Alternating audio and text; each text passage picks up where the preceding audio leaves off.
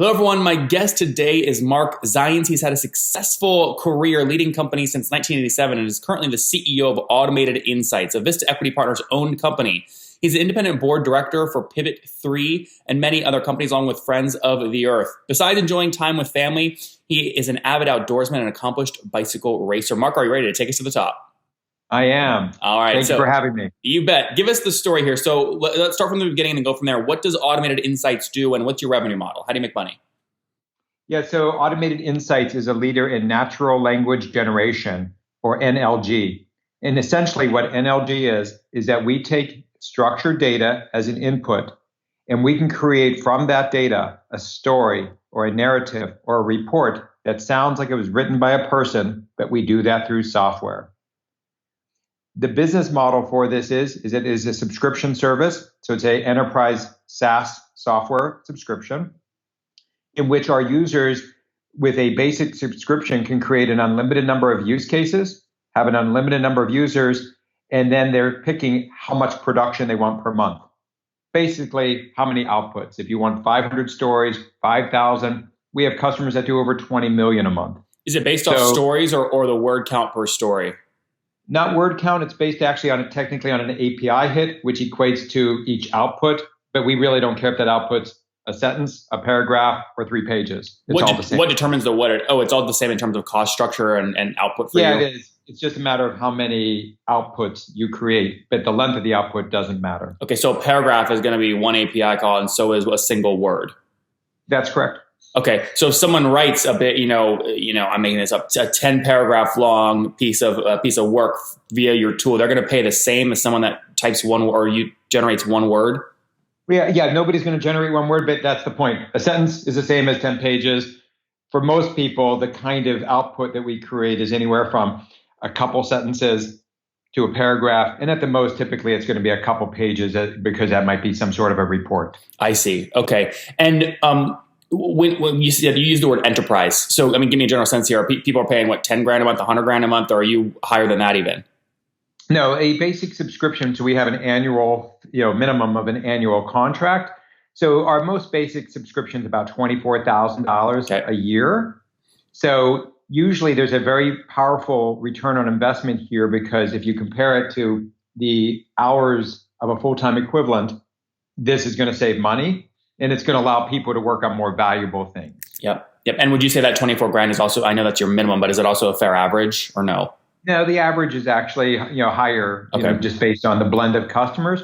And then we have a slightly different business model because when we work with business intelligence, our product also integrates with leading BI solutions like Tableau, Click, MicroStrategy, TIBCO, Spotfire, Power BI.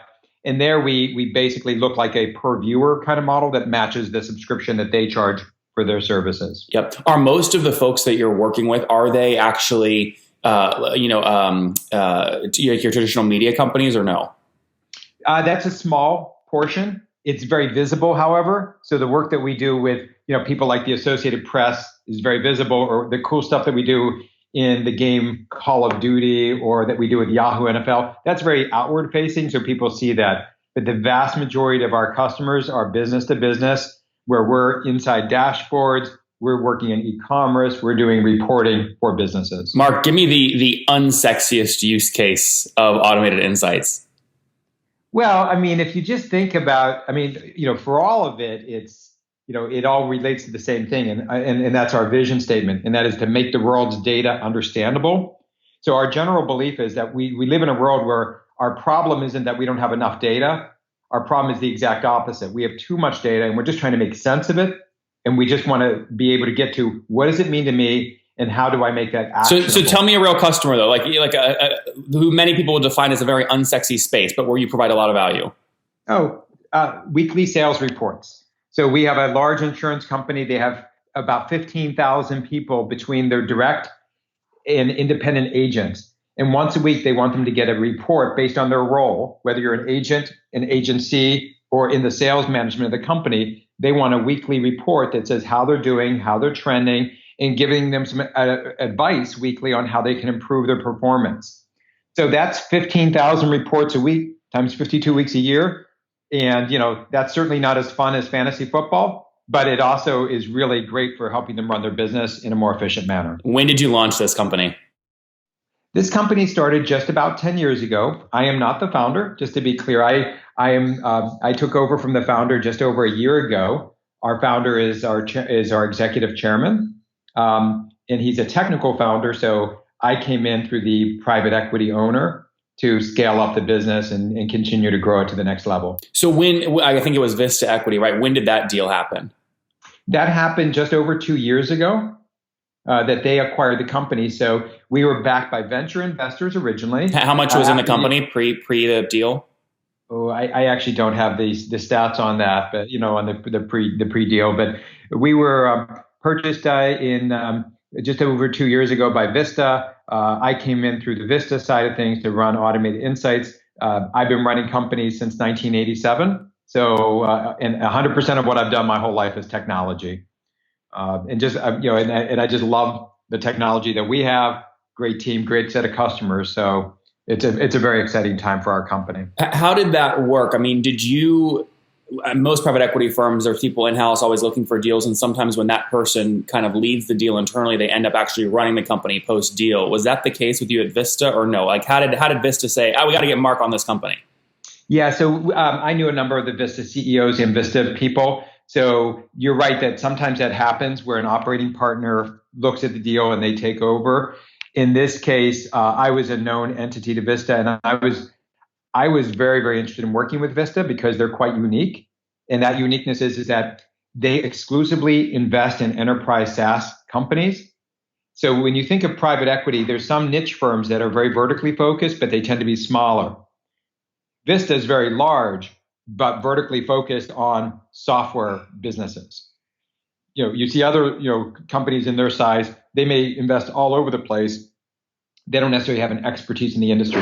So I think the Vista model is quite unique. I think it brings a lot of advantage to our customers. I also think it's very attractive for our team because it provides them with a tremendous amount of development and how to operate a business with best practices. Okay, so 2008 was founded. You joined about a year. Vista bought them, call it in 2016. You joined in 2017, obviously via Vista. The original founder, is still, I think you said chairman, so still involved to some degree. I think we understand the products nicely. What have you guys scaled to in terms of total customers? I don't have a total customer count, but it is several hundred customers that are active. And what's really interesting is that our sales team is in the U.S., so we're based in Durham, North Carolina. We now have people on the East Coast, on the West Coast. We're expanding the team outside. We don't have anybody outside the U.S., but we actually have customers now in 40 countries that are creating their use cases in over 25 languages. So that's something else. You can create this output in English or Mandarin or French, whatever you want. So our reach is quite large for the size.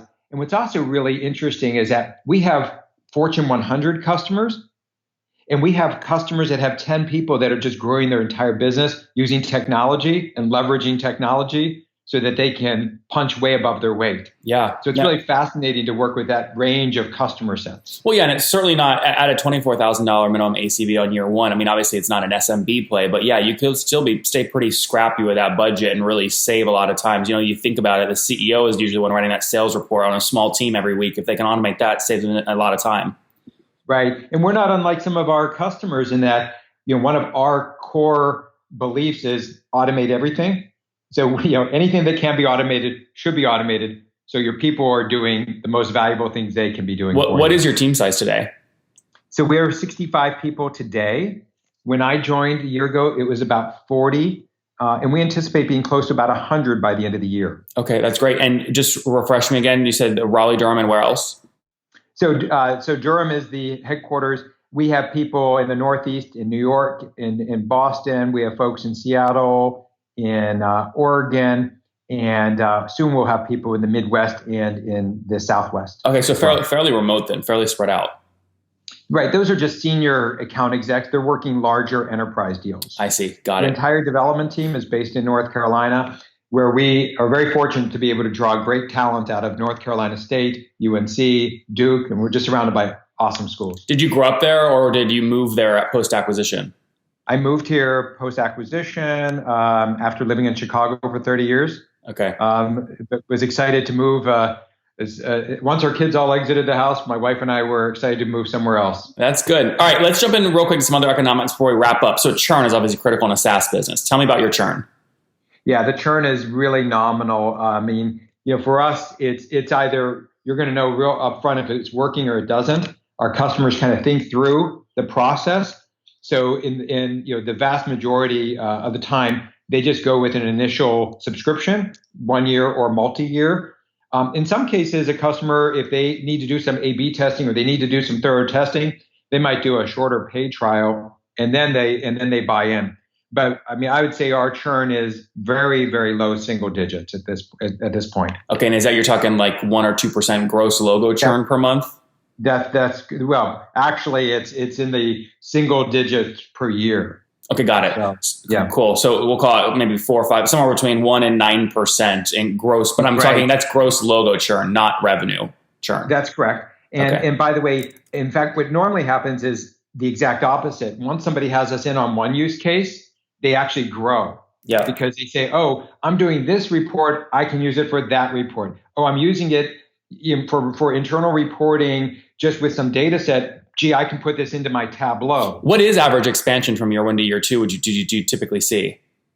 Yeah, so what we typically see is that there's some kind of initial learning curve introduction of the first use case, but then it's not unusual that you'll see them go up 10x between year 1 and year 2. So from a $20,000 plan up to a $200,000 year plan. So maybe volume going up, but our pricing doesn't go up in a linear fashion. So your volume goes up exponentially and your pricing goes up less. So that's a good value play. But I mean, if we were to quantify that, are you talking like 120% revenue retention per account, or 160, 70? Oh no, I mean, it's not unusual that somebody will double revenue, from year 1 to.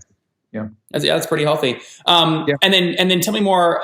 I don't know if you focus more or less on this now that obviously you're under Vista, but what do you like to keep payback period under when you are spending money to acquire these customers? Yeah, so I mean, for us, it's a very rapid payback. We're very fortunate that in terms of kind of the way we get our customers, we get a tremendous amount of inbound inquiries. That happens to relate to a lot of the public-facing services that we provide. We get attribution, so people are constantly reaching out to us. So from that perspective, we get a lot of inbound. We also have a pretty well thought out digital outbound marketing machine. So I think our payback is very rapid on those expenses. You're talking like less than 6 months? Oh, much less. Yeah, that's right. Our most expensive kind of customer acquisitions revolve around a number of marketing events. We partner with all the BI companies at their customer shows. Yep. We also do a lot with Gartner. Mark, just to be clear though, when you say much less than 6 months, I'm talking like fully weighted, including, dividing the salaries of your salespeople, commission structure, plus all your direct paid spend. Yeah. So it's less than 6 months. Okay. Yeah, that makes a lot of sense. And then what do you assume? I mean, this is a tough question, but you're the guy to ask because you've done this many times. When you put your finger up in the wind, what do you assume these customers are worth to you in terms of lifetime value, a minimum at least? Yeah. So, I mean, our view with these customers are that, we don't necessarily see them tapering off after some, certain amount of time. Our customers are continually moving up in the length of contract. So Mark, you could argue infinity though, right? So what prevents you from arguing infinity? We have customers now that they started off with 1 year and now they're signing 5 years, or they're signing 5 years with 2-year extensions. So I think it's very fair to think that these are at least 5-year engagements with customers, and the kind of our average revenue, the minimal of 24,000 a year, it is significantly higher than that. So if you go even a few times that times 5, you can get a lifetime value of a customer. Yeah. So I mean, it's easily north of $250,000. You probably have many customers and many, many millions they've already paid you. That's right. Yeah, that's right. Okay, very good. And let me see here. So last question. I'm curious about this. When a firm like Vista, right, a private equity firm buys like a traditional SaaS company, you've done this before. I imagine you kind of know a few things you want to do. I mean, what was the biggest opportunity you saw in terms of what you wanted to implement at the company right after the acquisition? Yeah. So what I think automated insights, if you say what were we most recognized for? It would have been our product and our innovation. So the first thing I want to do is not change that, because that's really important to our culture. It's really important to our customers and our differentiation. We were less known for being commercially focused. So my focus was on the sales and the marketing and the channel partners that would give us the leverage to grow and expand the business. So it was really to try to equal weight the business side of the business, if you will, along with the product and technology and innovation side of the business. So that was my goal, is to take what Robbie started and improve upon that, not to reverse anything per se, but to add on those elements that would allow the business to grow and scale. And now today, what are you growing at year over year? We are triple digits growth in terms of percentage. We see that for the foreseeable future. I was going to say, that's pretty good, because I assume you guys have some scale. I think this acquisition was 2 years ago, and it was, I think, something like 80 million. And if you just said you have 300 or a couple hundred customers at minimum 24,000 ACVs, I mean, you're north of, I mean, you're way north. Your minimum, your potential minimum is 600 grand a month, but you're way north of that. Mm-hmm. Yeah, the business is growing very significantly. And would you say there's more? Well, actually, let me save that question for a different time. Last question here before we wrap up. 3 metrics you're focused on, like today. The most important ones you're focused on are what? New customer acquisition / the ACV TCV for those customer sets, the product roadmap that we're continuing to execute upon that gives us the differentiation. And then final is the leverage that we're getting with BI and SI partners. Okay. So the first one was a true like economic term. Give me like 2 other economic terms. Like, are you focused on driving expansion revenue at a certain percentage or some other component? Yeah. So it was certainly the bookings, which then would relate to the revenue. It was what portion of that revenue was moving through channel. And then the other, kind of KPI numeric would be the productivity of the sales organization. How do you measure that? Oh, I mean, how long it takes for them to reach quota, essentially. It's a training, it's a development. So you just want to make sure that your sales productivity is in line with your expectations as you're adding people. All right, Mark, let's wrap up here with the famous 5. Number 1, what's your favorite business book? Oh, great question. Favorite book would be, I'll just go back to a classic, Sun Tzu. That's a good one. Art of War. Number 2, is there a CEO you're following or studying right now? I really, try to read about all CEOs out there. I think I admired, everything that Apple has done in terms of innovation. I think it's been remarkable to watch the transformation that's gone on between Jobs and Cook. So I like to follow that in particular. Number 3, what's your favorite online tool for building your business?